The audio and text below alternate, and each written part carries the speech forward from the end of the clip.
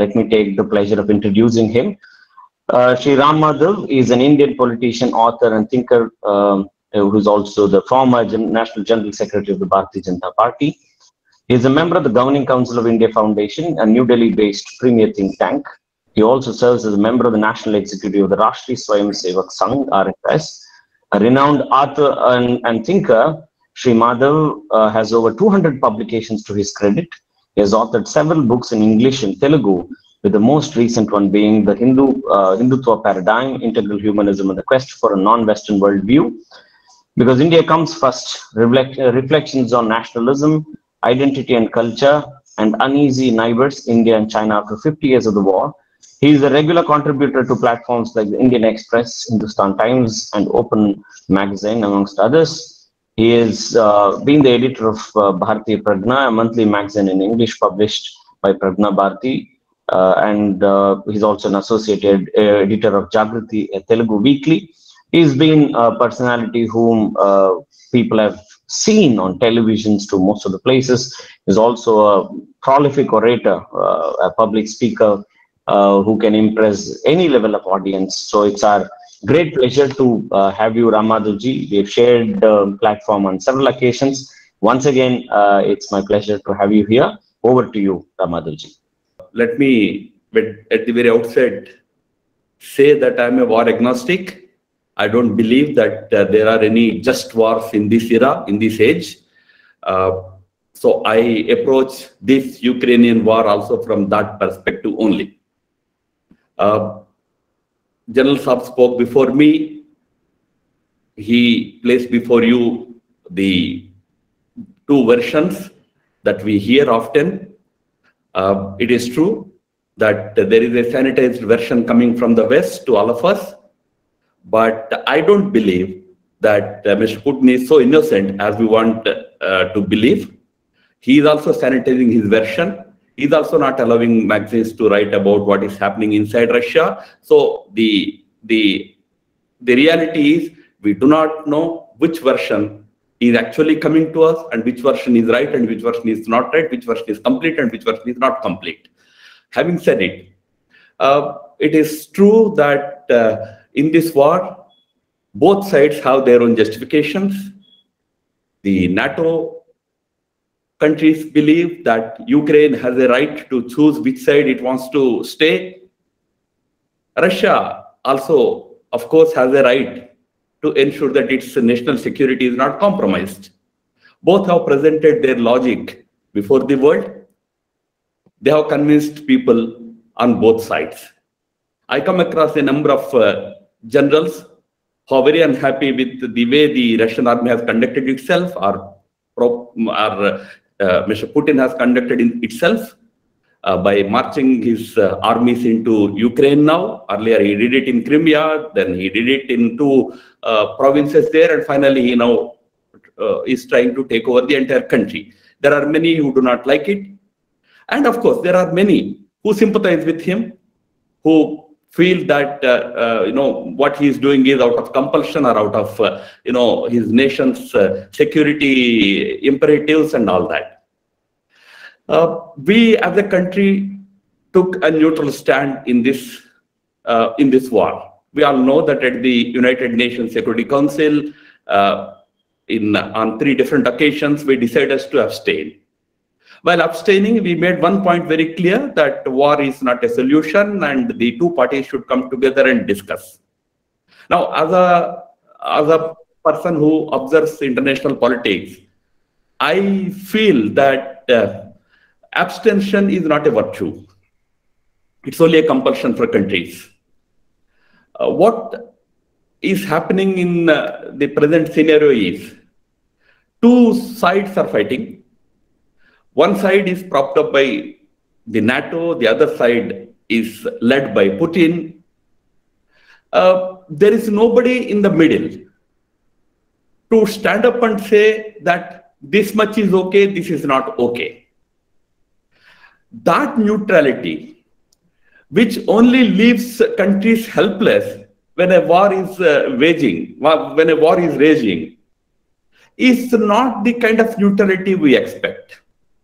we need at least some countries who can stand up and say that, okay, there are certain aspects that this side has to correct, and there are other aspects that the other side has to correct. There was a reference to Mr. Putin's that long monologue that he gave about the history. Of course, he gave it in 2015, but he gave it very recently also once again. Now, on the face of it, that narrative looks very attractive, that Ukraine was never a separate nation, etc., etc. But you extend it to other countries. You extend it to your own situation. Can such a historical logic be applied in other countries also for simply marching armies into neighboring countries? Can we say that because there are people sympathetic to me in Tarai region in Nepal, I simply march our armies into Nepal? So there are many questions that will be thrown up if such a narrative is accepted merely on face value. In a given specific situation, yes, probably Russia is right in its concern about its national security, especially the way the West has demeaned it. They tried to insult, humiliate the Russian leadership. They continuously tried to provoke them right from 2004 onwards, repeatedly tried to provoke the Ukrainian leadership first, and then tried to take public, as late as at the Munich Security Conference. Look at what Vice President Kamala Harris had to say. When war was raging, a big country like America, in the first place, I would say they should have sent somebody more sensible than Kamala Harris. Somebody who understands international politics, somebody who understands diplomacy. Fair enough, it's their choice. But the Vice President of that great country, US, gives a call to the Ukrainians who are in the midst of a war to come and join NATO.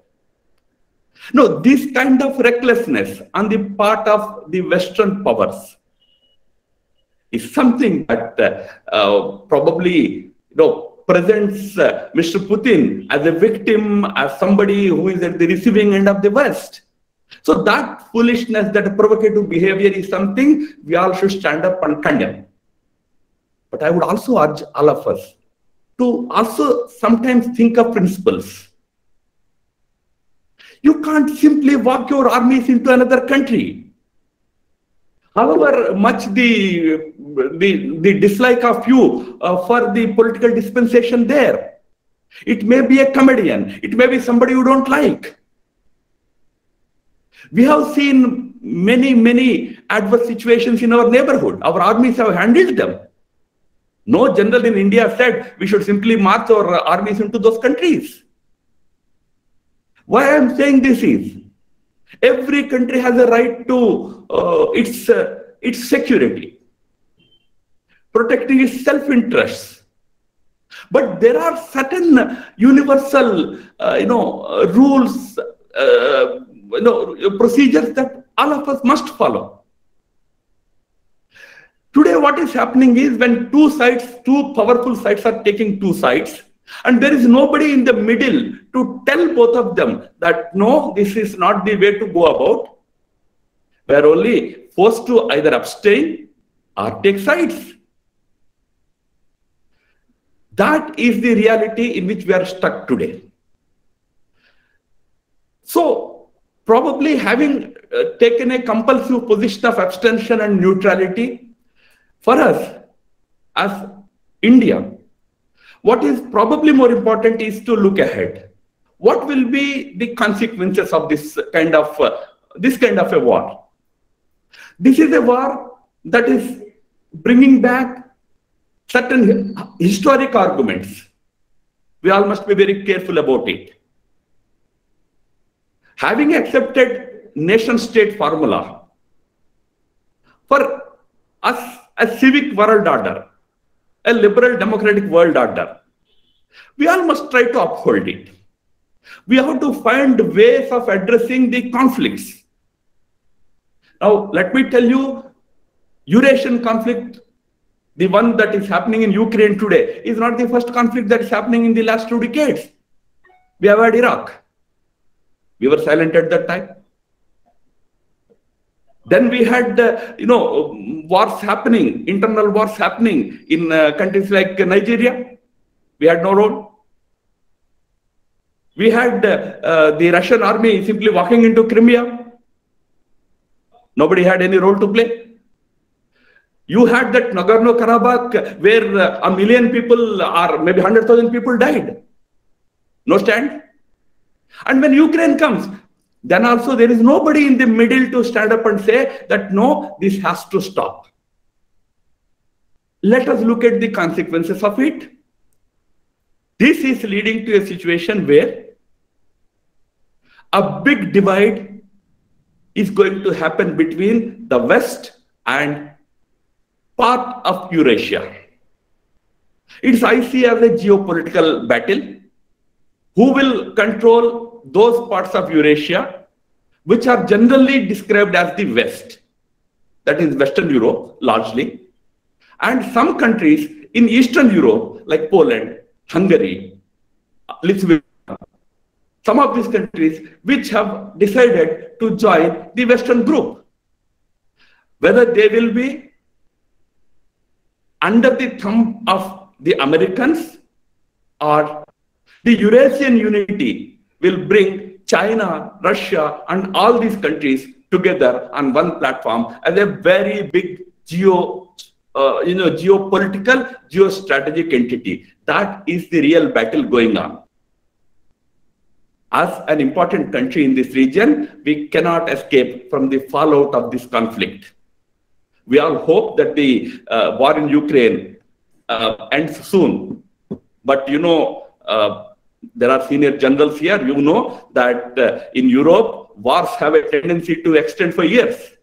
In fact, the history was that wars started as small wars between two countries and ended up becoming world wars. So the talk about Third World War may sound very premature or very immature today. But looking at Europe's history, we have to keep our fingers crossed. We only hope that this war ends soon. But then the consequences that follow this division that has happened are going to affect the entire world for coming many decades to come. There will be political, geopolitical consequences. Now, Russia, a weakened Russia probably. Maybe geographically bigger Russia, but militarily, economically weakened Russia will move much closer into the Chinese orbit that everybody knows. I'm not saying anything very unusual. It is bound to happen. The stocks that are plummeting in Russia will be purchased by the Chinese companies. The economy that is sinking in Russia. Now, one may argue that this is all West's propaganda. I don't believe. There are clear signals of the Russian ships getting stuck in many seas and all that. So Russian economy is going to get hit by the sanctions and all, and that again gives an advantage to China. So the consequence will be an Eurasian union in which China and Russia will come together, and together with countries like Turkey, Pakistan, etc., will certainly emerge as a strong alliance, a strong coalition here. And more importantly for us to ponder is both Chinese and Russians are now completely delinking themselves from the Western instruments, Western financial instruments, Western digital instruments, of course, Western military dependence and economic trade dependence. Whether they will be able to do it fully on the last two, I don't know, but on digital and financial instruments, they are very seriously working on developing their own instruments.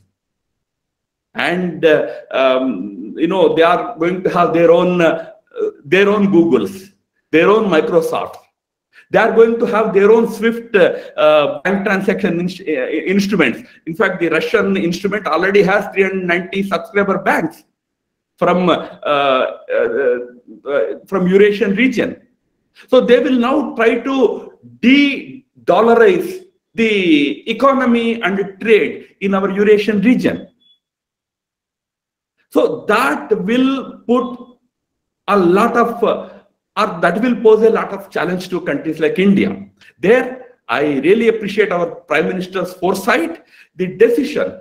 Of course, his continuous harping on Atmanirbharta, one aspect which is very important for us, and especially after the way the West has behaved by randomly going about imposing sanctions and all, it can be a threat to any country. Tomorrow, if they don't like us, they may put 100 types of sanctions on India. So countries have to now learn to be self-reliant, especially countries of India's size have to become more self-reliant. That's one very important lesson, and we have to work in that direction much more faster. But the very important second point is to encourage this digital currency in India. Very important step, because we are too much dependent on dollar today. I'm not saying it is as a criticism. It's a reality. Now, what if tomorrow the kind of trade that you have with Russia, Russia says, no, I don't accept your dollar. What will you do? So there, our effort to go to indigenous digital currency is also a very important step that we have taken, until we rise as a very strong voice, a middle ground we create, where we are in a position to, avert such disasters, where two big forces, each having its own logic, coming and clashing on the world stage, and we are only helpless to walk out and boycott and try to make it a virtue. So until then, India needs to prepare itself, and in that direction, Prime Minister has initiated certain very important reforms. I think for the time being, we need to pursue those reforms much more vigorously, especially the digital currency, and going to conversion of our dollar currency into gold. These kind of measures are also very important for our economy in the immediate short run. In the short run, in the long run, we have to now turn to that Atmanirbharta concept in a big way. Atmanirbharta not at the small level, but at all levels, in our defense establishment, in our economy, in our trade, in our currency, currency management, in all these areas. Atmanirbharta should be the way forward for us. I thought, as a layman, I should only place these facts. I'm not a defense person, so obviously I will not have those strategic insights that probably eminent generals like General Chauhan and all have. I thank you for giving me this opportunity. Thank you, Madhavji. As usual, you always come up with a different perspective and a new perspective as well. Always. I think if not in academic forums and these type of forums, where else we can discuss? Anyway, we are not part of the elite grouping on what is India's national security or anything of that sort. But certainly these are the voices that have to be heard, and many more people who look up to young scholars, students, and common audience. Many of them would look up to people like you, and I'm sure there are several other dimensions as well that are certainly going to be explored by many scholars who are going to speak in the next session itself. I think just to sum up what has happened so far, I don't want to take much time because we have just crossed the time that was allotted to us. 5 minutes to the little more than the scheduled one, but nothing to worry. We're absolutely going at a perfect pace, and thanks to all the speakers. I think Commodore Watson started off his talk with summing up so far the efforts that have happened. He spoke largely on the financial burdens that are going to be, and the type of sanctions that's been imposed, and the type of work that has been done by India, including Operation Ganga and many other things. And it was well put across that how these complexities are going to get murkier, and the type of dynamics that are coming in every 2 hours, there is something that we are able to see. That's one side of the story that he brought in. And then we had the second speaker, that was Lieutenant General Chauhan. He brought in the perspective of a defense personnel, having worked very, very closely with the Russian military, and something that's at the ground level. He also brought in saying that that any country for that matter, when the national interest is troubled, how NATO has been threatening Russia, and of late it's become a normal story because nobody was greatly aware of who Zelensky is, and he was trying to use all his social media. He was trying to use all other possible ways to impress upon the world to give a different story altogether. So he gave a different perspective. And then we had Ram Madhavji, who also spoke about many dimensions, asking about the nation states which have accepted a rule-based world order, which have also accepted each one of them respecting each other's sovereignty. And how would that be if every other nation starts speaking about its national security and national interest and start attacking or march with the army? Will it end up becoming some sort of a survival of the fittest? Are we moving towards that direction? Or somewhere should diplomacy take over and stop all this type of things that are happening? He also expected or anticipated that India should be watching more carefully. India should look inwards and strengthen itself. Otherwise, we will end up being pawns in the hands of the Russians and the Chinese. These were some of the things that he brought incessantly. So my special thanks to all the eminent speakers and all of you there as part of the audience here. Excellent participation so far. So with this, we are closing our inaugural session, and we'll have a lot more in the question answer, many other things that we can do in the coming sessions. So over to you, Ms. Shireen. Thank you so much, sir, for enlightening us. It was an enthralling session indeed. I'm sure our viewers are all set to further their understanding of the issue with the upcoming session.